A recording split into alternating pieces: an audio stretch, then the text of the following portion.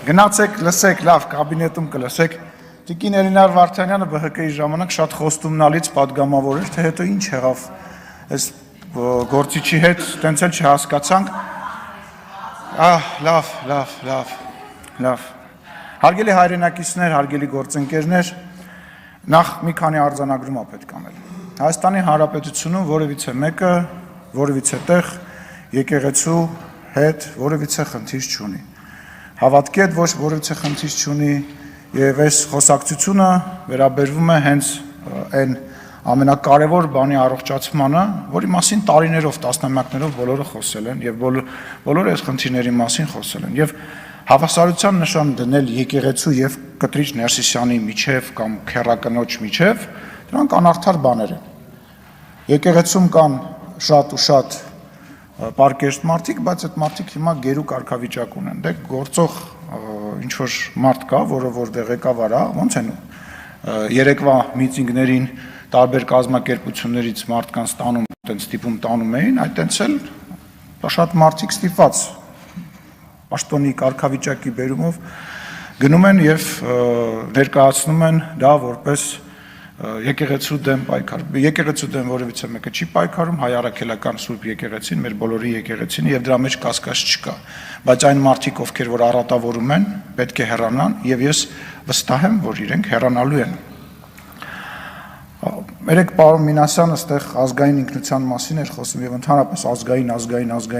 ազգային բառը շատ է սիրում ինքը, բայց եկեք հասկանանք այդ ազգային այնուամենայնիվ որն է այդ պատկերացումը, իրանց պատկերացումը եւ մեր պատկերացումը։ Մեր պատկերացման մասին մենք շատ ենք խոսել։ Դա ազատ անկախ Հայաստանի Հանրապետությունն է, իրական Հայաստանի Հանրապետությունն է, որով մենք անկախացել ենք եւ որով որ մենք ապրում ենք։ Պարոն Մինասյանի պատկերացումը դա 004 շրջաբերականի ազգային տարբերակն է, հա, գիտեք այդ շրջաբերականի մասին, կաշառակերությունն է,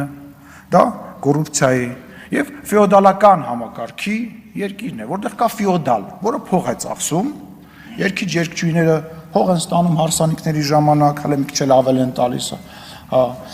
մնացածը ինչ որ միջոցառումներ են կազմակերպում, այն մյուսը աշխատանք ունի այդ ֆեոդալի հաշվին եւ այդ ֆեոդալական տենց պուճուր ֆեոդալիկների հավաքածու է, որը տենց իր մեծությամբ տենց որ երկիր է։ Այդ է արժեքային եւ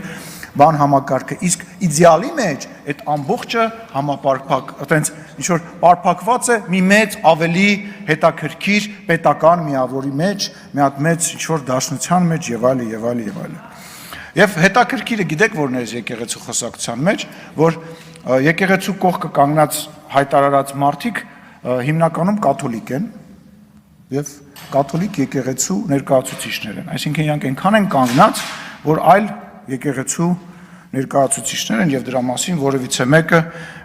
չգիտես թե ինչու չի խոսում։ Բայց միևնույն ժամանակ այդ նույն անձնավորությունները, որոնք որ խոսում էին խմբակների մասին, որոնք հոխորտում էին Հայաստանի Հանրապետության հասցեին, հələ մի հատ պատկերացրեք, որ այն երկրում, որտեղ որ իրանք փող են աշխատում եւ բնակվում են, օրինակ Ռուսաստանի Դաշնությունում, կես բերան մի հատ ասեին այն խմբակը, որ այսօր ղեկավարում է տառը, ասեին ինչ կլիներ իրանց հետ։ Ինչ կլիներ իրանց հետ։ Չէ, քանի վարքյան կտևեր, բայց Հայաստանում կարելի է ասել, չէ՞։ Հայաստանում դե ժողովրդավարություն է, Հայաստանում ինչ ուզում ես ասում ես, կարելի է ասել։ Հետո կգան կհավաքվեն դատարանի մոտ եւ այլն։ Պարոն Գեգամ Մանուկյանը բանակից էր խոսում, պարոն Գեգամ Մանուկյանին եւ մեր գործընկերներին, որոնք Ռոբերտ Քոչարյանի եւ Սերժ Սարգսյանի հետ որևիցե կապ ունեն, առաջարկում են բանակ բառը լսելիս ձև անել, որ իրանք դահլիճում չեն։ 2000-ից 2002 թվականին ես ծառայել եմ Հայաստանի Հանրապետության բանակում, այն ժամանակ Ռոբերտ Քոչարյանը հանրապետության նախագահն էր, Սերժ Սարգսյանը պաշտպանության նախարարն էր, Սերան Օհանյանը առաջին բանակային կորպուսի հրամանատարն էր։ Այսինքն մի հատ ընդհանուր բուկետ էր sense մի հատ լավ։ Ես կարող եմ ժամերով պատմել, թե ինչ էր կատարվում մեր բանակում։ Ինչպես էին մի հատ սրիկա ոչնչություն կար, որ կանգնում էր ճաշարանի դռան առջև եւ ռետինե բանով, մահակով 18 տարեկան երեխաներին, ովքեր որ մտնում էին հաց ուտելու, հարվածում էր։ Ուղղակի էր հարվածում։ Ուղղակի հարվածում էր։ Ուղղակի երեխեք եկել էին հաց ուտելու։ Մի հատ ուրիշ ոչնչություն գիշերը որս էր կազմակերպում, զորամասը եւ քաղաքը բաժանում էր պուճուրիկ մի տարածք եւ գիշերը որոշ զինվորներ փորձում էին գնային քաղաք, հոկտեմբերյան քաղաք, ուշադրություն, ուտելիք հայթայթելու։ Պատկերացնում եք, ուտելիք հայթայթելու ամենայն պատասխանատվությամբ։ Իսկ այդ սրիկան դուրս էր գալի որսի, մի հատ այնց ջիպ մեքենա ուներ ու բռնում էր երեխաներին եւ ծեծելով բերում էր։ Իր համար դա զբաղմունք էր, ինքը իր բանը չէր կատարում։ Ինչ էին կերակրում, ինչ էին հագնում։ Այդ շորը, որ հագնում էինք, հանելուց հետո շորը տպված էր վրեքս։ Շորը վրեքներս տպված էր։ Այդ նаш բաները։ Իսկ խմելու ջրի մասին, լողանալու մասին ընդհանրապես չէ։ Ուրա Սերյան Օհանյանը, ուզում եմ հասկանամ, ուրա առաջի բանակային կորպուսի հրամանատարը, ուրա Սերժ Սարգսյանը, պաշտպանության նախարարը, որ մեծ խոսում են, ուր են դրանք, Ռոբերտ Քոչարյանը, որ բերանը ծռելով մեծ խոսում է, ուր են, թող գան ինձ եւ հազարավոր այն զորամասը, որտեղ ծառայել եմ, ու չեպկայ ա եղել, եւ ամեն 6 ամիսը մեկ երեխեք են եկել գնացել, ուր են այդ դոլարավոր միլիոնատերները, թող գան ինձ պատասխան տար, ինչի են մեր ուտելիքը, ինչի էր բանի մեջ, ամանի մեջ լցնում էին եռացրած ջուր, կտրտած կաղամբ, կներեք որ պատմում են, բայց պետք է շփացնել էսի միլիոնատերների երեսներին, էլի։ Կտրտում էին, լցնում էին կաղամբ, կարտոֆիլ ու կիլկիվ տամատնամ սոուսի, եռացնում էին ու տալիս էին երեխեքին։ Իսկ հաց ստանում էինք 7-ից 10 օրը մեկ, այդ հացը փաթաթում էին թաց շորի մեջ, դուք պատկերացնում եք հացը 7-10 օր փաթաթված, ուր են սրանք, ուր է այդ հայրմեր չիմացող մարդը, որ մեծ փրթում է, գիտի իրա փողեր իրան փրկելու, այնքան կարամ պատմեմ, որ կամ Քրիստինեն Վարդանյան, պատերազմից 5 րոպե առաջ ապա, այդ ինչ ինֆորմացիա ունես, ինչ պատերազմից 5 րոպե ապակաս,